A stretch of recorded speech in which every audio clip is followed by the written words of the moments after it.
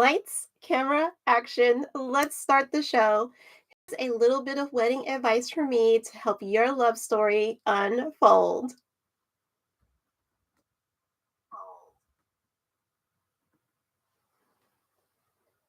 Ladies, guess what? You need to grab your crown. You need to grab your crown because we have another spicy episode today. This is your wedding series, and we are talking all about planning your wedding. Now, we started planning your wedding at age 14-year-old you. So that means you need to go back to season one if you want all the spicy details on what we talked about on how you start planning your wedding at age 14. I know nobody gets married at age 14, but we did fast forward to the age in which you would be getting engaged. And that's a different age for every single person.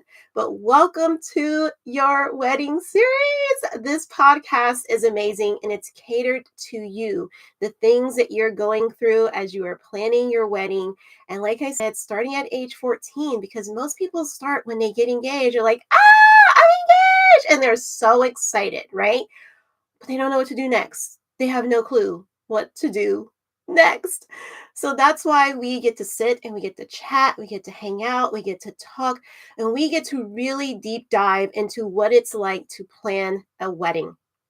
Financial support, okay, and how you can be successful in the finance department when it comes to planning your wedding, as well as dating for marriage, what that looks like, how to date for marriage different than how the world is telling you to date for marriage, right? Totally different. We called it the right way.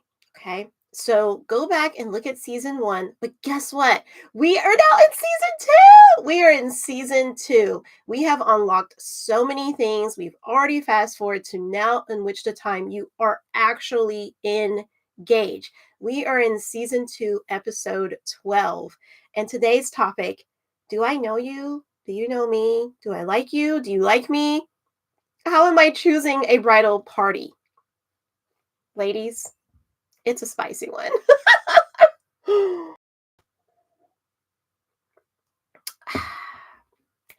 I needed to take a sip. I hope you have your water too, because ladies, it's going to be good. Now, gentlemen, you can also benefit from this episode as well. I hope that you are getting something out of all of these. I know season one was really catered to the both of you equally, I feel like. And season two has been kind of like an up and down, balance, So sometimes it was more for just the bride, and then some episodes were really for both of you.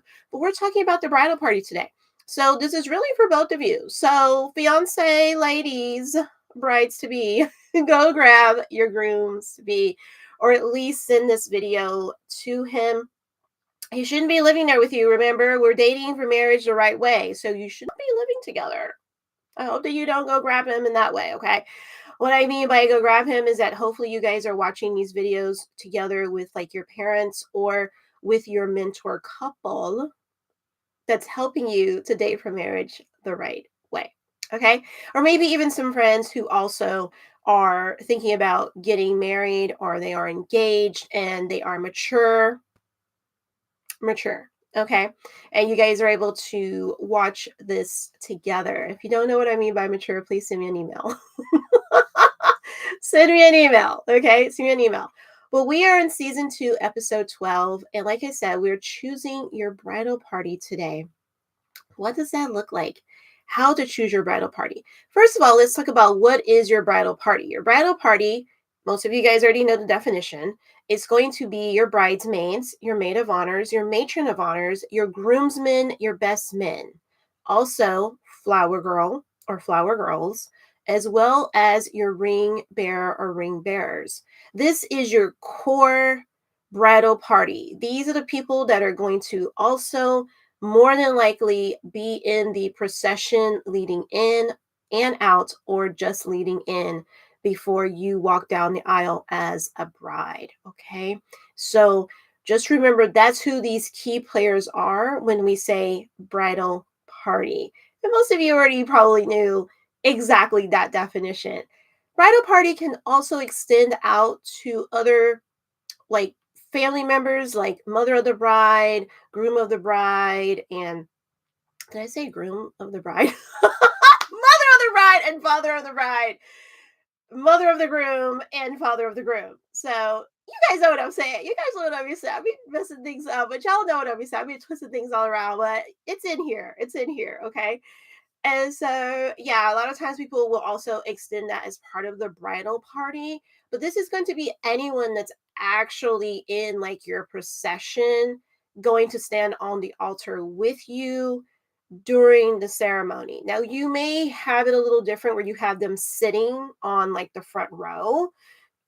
That's still fine. They're still on the altar with you, bearing witness. Okay. So this is your bridal party. It's time to pick out who you're going to have. It's time. We're at the part of planning. Well, you need to choose who's going to be in this bridal party. Okay. Who's going to be there standing next to you on your big day. Now, this is hard. This, I'm like, listen, guys, I'm not going to sugarcoat it for you. This is a hard step in the wedding planning process. A lot of people struggle with this part of wedding planning because they don't want to leave anybody out. They don't want to leave anybody out of the bridal party. They're afraid of what, family members are going to say if certain people are left out. They're afraid about friendships being broken and all kinds of things. But at the end of the day, it's about what you and your fiance want to do. It's your wedding day. So if you're trying to cater to everybody else, that's not good. That's not good. So how many, this is the time to pick your size. Do you just want one person each? Do you want it to be like not balanced, so unbalanced? So maybe he has two groomsmen and you have one bridesmaid, or vice versa. This is your time to sit down and say, okay, we want a really big wedding party, or we want a really, really small wedding party.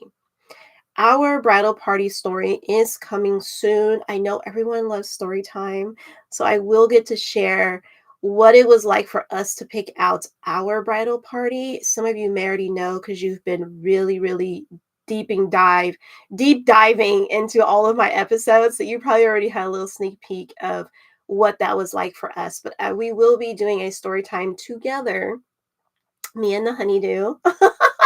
And we'll be talking about what it was like picking our bridal party.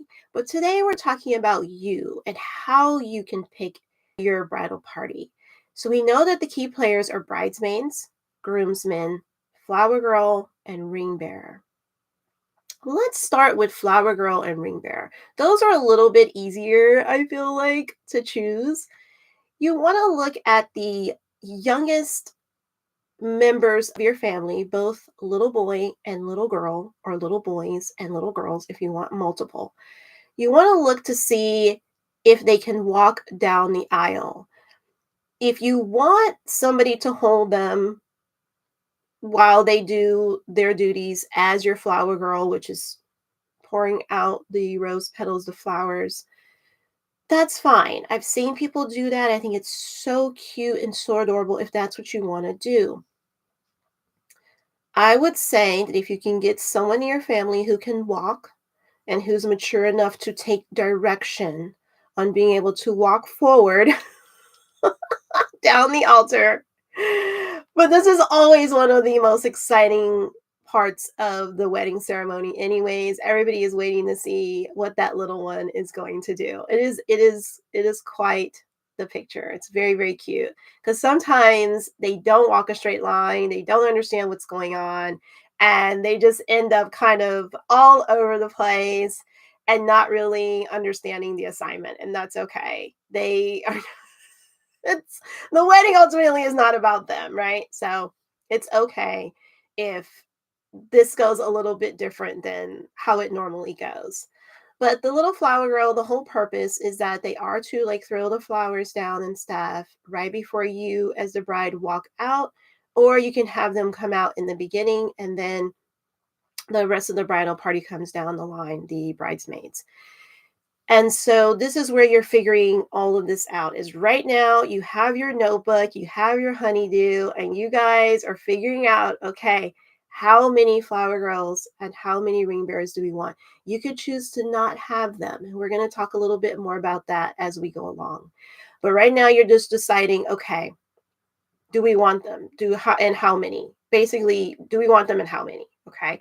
We understand that the ring bearer is going to bring out the rings. Now, most of the time these days, because people are picking very young little boys to be their ring bearers, very young. When I say young, I mean anywhere between like you can start walking, you were able to walk, pretty steady without falling about age 2, taking direction from someone who's going to tell you where to go, and to about 5-ish or so years old. It's pretty young, right? But you will see ring bearers that age because it's adorable. It's adorable. And so people want that like cute factor right at the beginning of their wedding ceremony, which is great. I think it's super. So, with that said, you don't usually give them the actual rings. You don't give them the actual rings. So, you give them a pillow, and there are these fake rings that are sewn onto the pillow. Okay, so it's a little cushion, a little small little pillow, little cushion, super cute. Usually matches like the colors of the wedding. Most people go with white, satin, and lace, which are my favorites. I love that. And then you have the rings sewn on there ever so, okay? And then they, walk down the aisle presenting the rings. You don't want to give them the actual rings because the rings could go flying, and then you'll end up with no rings because maybe it ends up in a lake, river, the beach, ocean, waters, down a staircase. Anything could happen to the rings. Wherever your wedding will be, you may not end up with those rings. So you want to give them fake ones, okay? So now the next ones that you want to pick out is the bridal party that has the bridesmaids and the groomsmen. Think about how many, think about, like I said, if you want it unbalanced, maybe he has more than you, maybe he has less than you. There's ways to figure out how you want everybody to walk down the aisle. When they leave the procession, everyone leaves out down the aisle, usually. So I haven't seen a wedding where people go around or anything like that. They usually, everybody, even guests, come down the aisle. And usually have the procession of your bridal party leave right after the bride and groom. They will also just come down the aisle right after them. So the bride and groom will lead the procession going out. Everyone is different. You don't have to do the same procession order that you see your best friend do that just had a wedding a few months prior to you. You don't have to do the same procession order. You can do it completely how you want to do it. But we're talking about how many do you want? You've got to make that decision.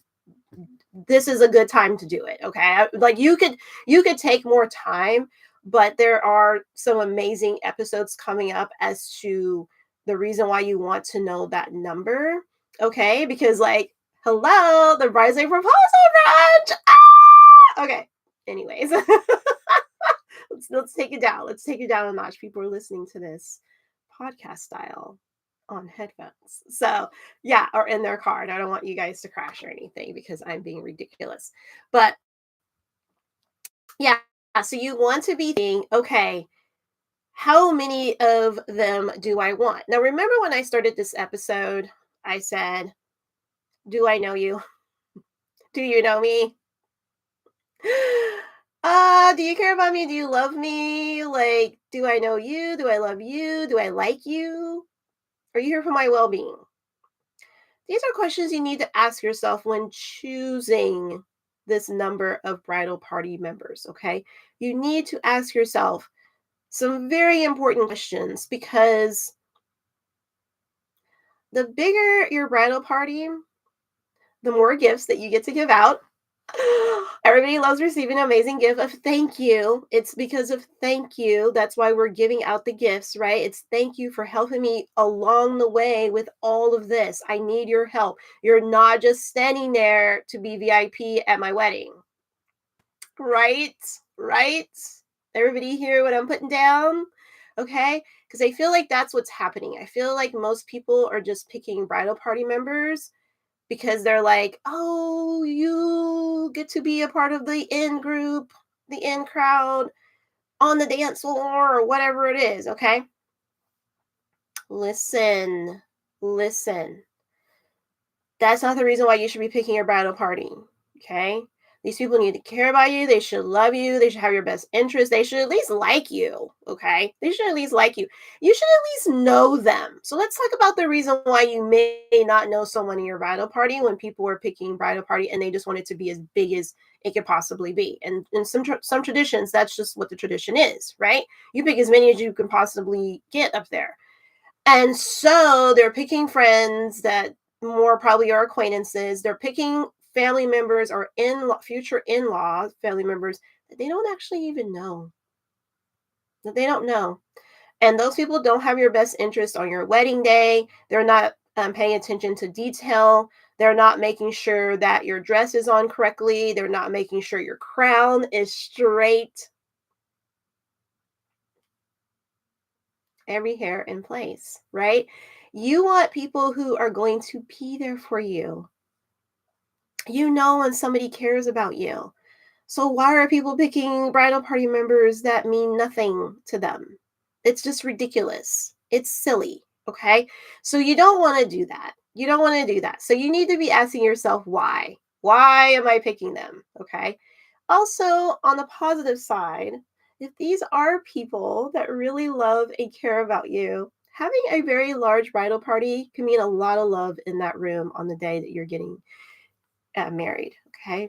Also, at your say yes to the dress, that could be amazing. But we also going to talk about why having too many of them at your say yes to the dress could be a disaster. I'm pretty sure some of you can already figure out the why to that.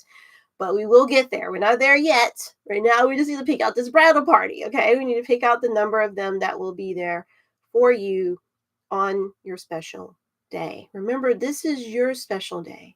And it's important that you are happy. If you're trying to make everybody else happy, this is going to fall apart. This is going to fall apart. Okay. So you need to be happy. You can't make everybody else happy. Okay. Okay.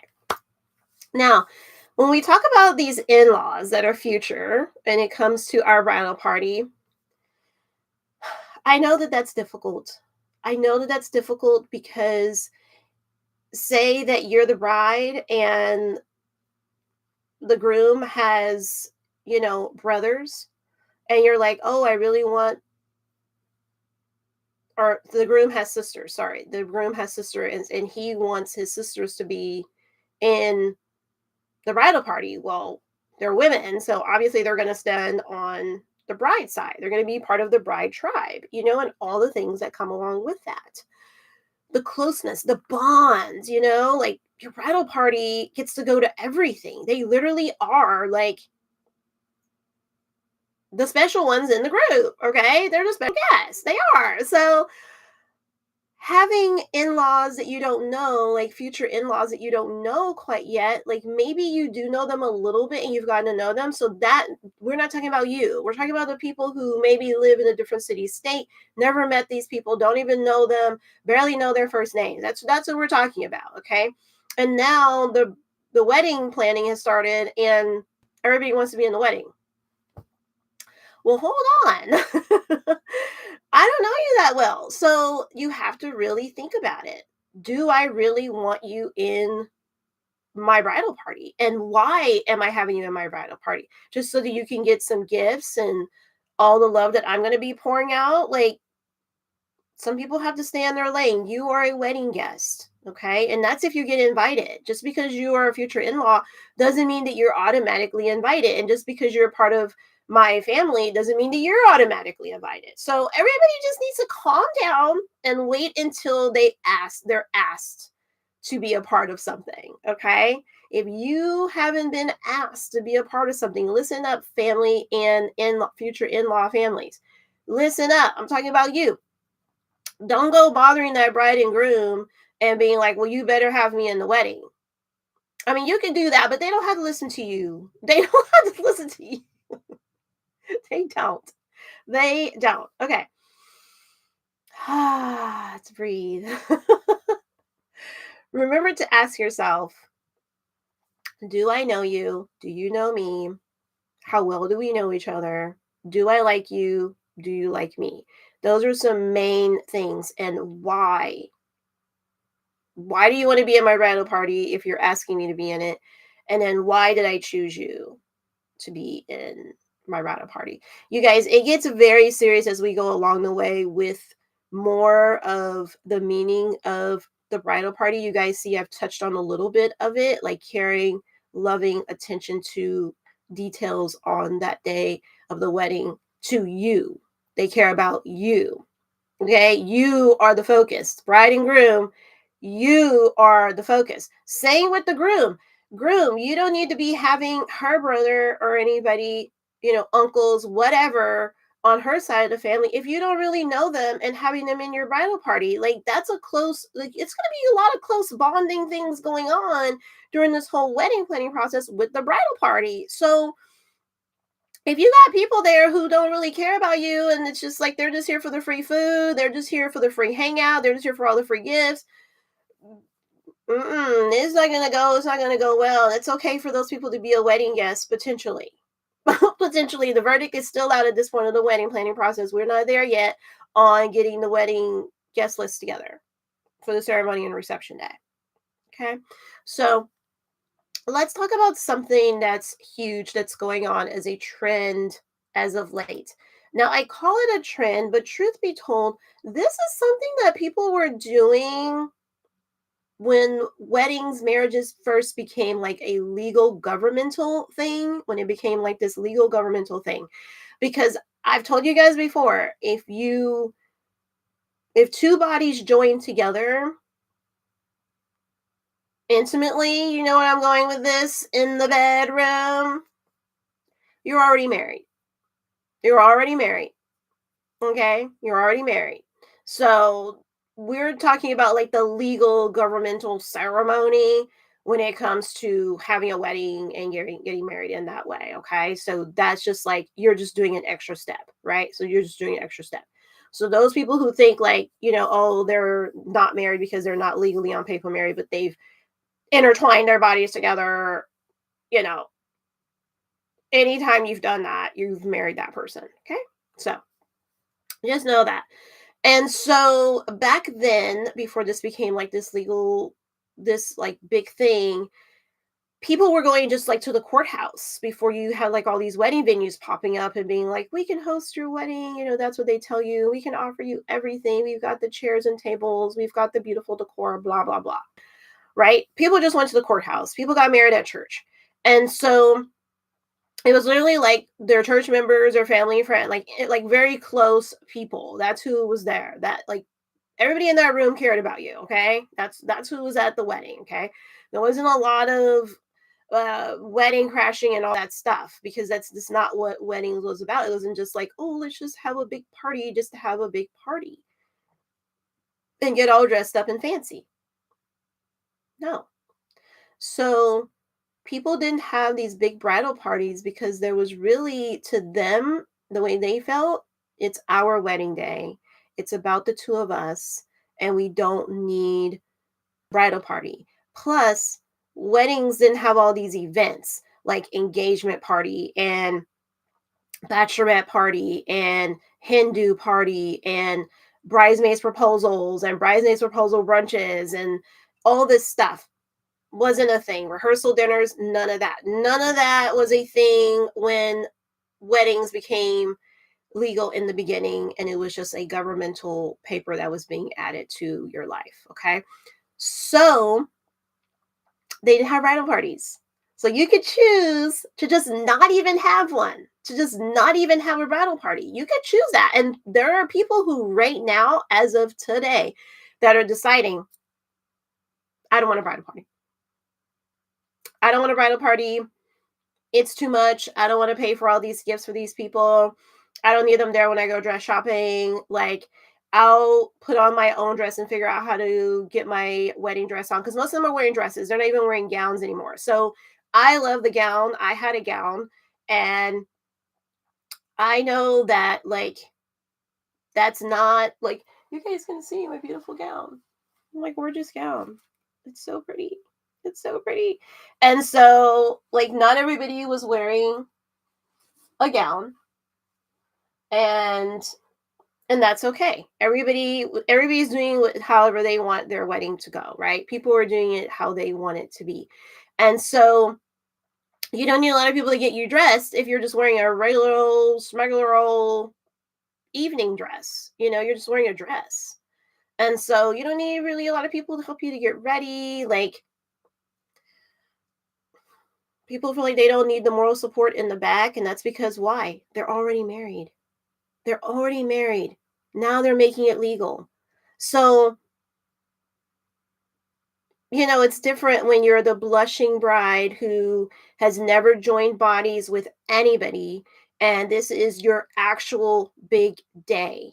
And you want your bridesmaids there because they're there to support you and all those emotions that you're feeling of now you're about to join as one with somebody. You are about to share your life with somebody. You're about to go live with this person. They're about to live with you. You two are now moving in together. You two are potentially going to have children, a big family moving forward, or a small family moving forward, or it may end up just the two of you. But the thing is, this is a huge chapter in your life. And when people already live together, well, that's why they're like, well, I don't need a bridal party, what's the point of that? That's how they feel. But they don't understand the significance of having the support, of having that support. A lot of people are going wedding dress shopping all by themselves because, like, they don't feel like, well, I don't have a bridal party, so I don't really need them there to help me make this big decision. The bridal party is the support. It's the support system. These are supposed to be like your best friends, your closest family. Maybe there's a cousin that you grew up with and you guys are around the same age or age group, or somebody that you look up to as a cousin who's already gotten married and now she's your matron of honor, or your best friend who's already got married and they're your matron of honor. That's what the bridal party was supposed to be. And the same for groom. It was supposed to be your best friend. Okay, it was supposed to be your best cousin as well. Your best cousin that you guys have done everything with. This is a special time in your lives. It's a special time. And I feel like people are forgetting that. They're forgetting that. And it's become such a spectacle, such a show. It's just such a show.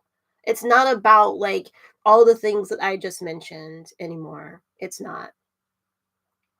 So that's the main significance of the bridal party, but there are two important key factors to also add to the significance. The bridal party is very close to you. On the day of the wedding, walking down the aisle, and standing on that altar with you.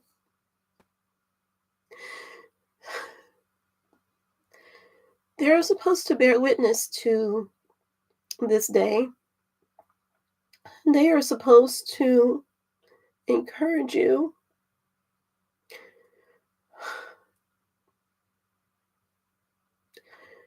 And be so happy for you.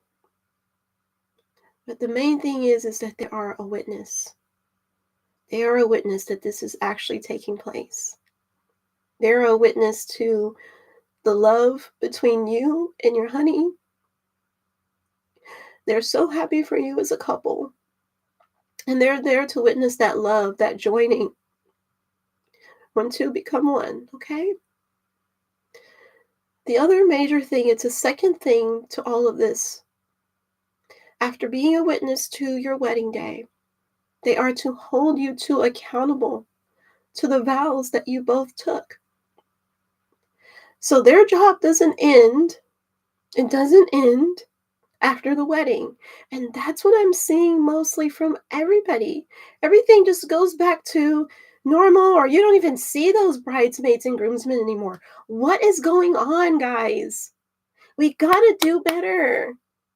We have to do better because there is a force, there's a dark force, there's the dark forces of our world that's pushing people to not see what we need when it comes to marriage and weddings. It's not just for show. This is not just a game, okay? We're supposed to be helping one another. And then when that person gets married, maybe you're asked to be in their wedding. And so then you are now bearing witness. You are now going to keep them accountable. Now, you're going to have people in your life who would prefer that you didn't keep them accountable to those vows. Then you ask them by phone or in person or video call, however it is you communicate, and you say, hey, then why was I at your wedding to bear witness to all of this? If I'm not going to remind you of the vows that you took, when you aren't reminding yourself of the vows that you took, then why was I even there?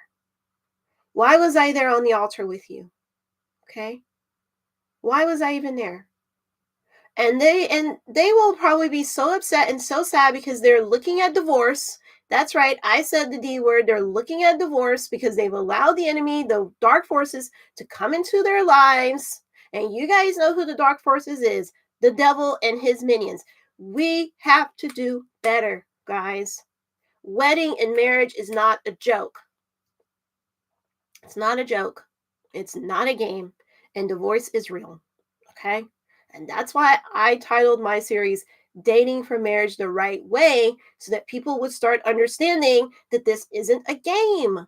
It's not just about money and making all these vendors and wedding venues fat and happy and full of, money and more greed. That's not what weddings and marriage is supposed to be about.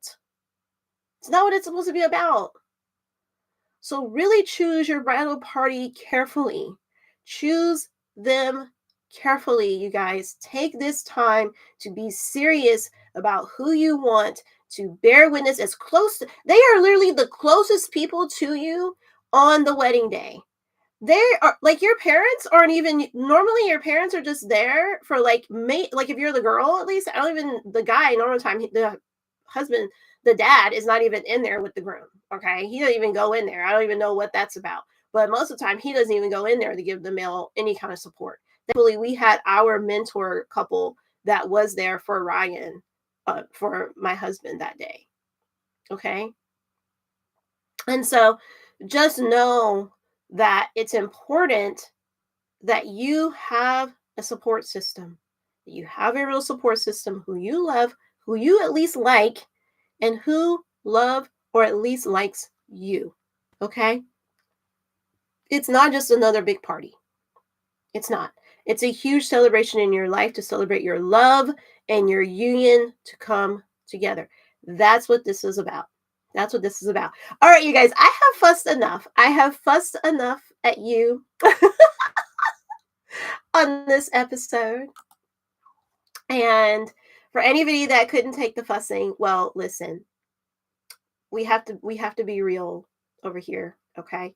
We have to be real. You have to understand that this is not a game.